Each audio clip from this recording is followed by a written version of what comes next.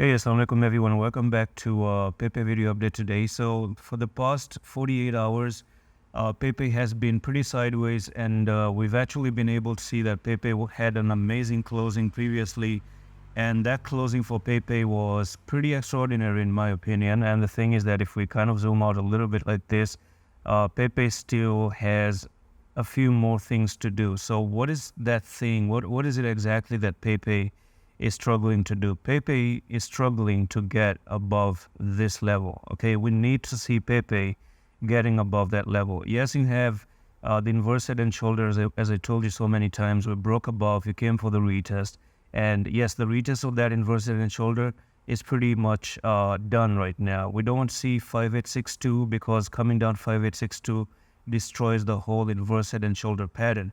But we also are struggling to get back up to the all-time high, because this resistance is still something that must be taken into consideration, because you've got your first touch and your second touch and your third touch right over here. So it's actually acting as a block. It's actually not allowing the prices to move any higher.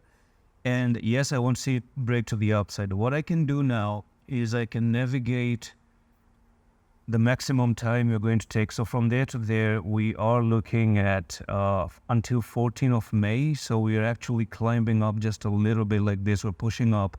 And until 14th of May, it is either we break down and go to the downside like this again and push down to 7831, or you finally do break above and continue to move even higher. So 2 more days to break, and that's all for the video. I'm going to see you in the next one. Office.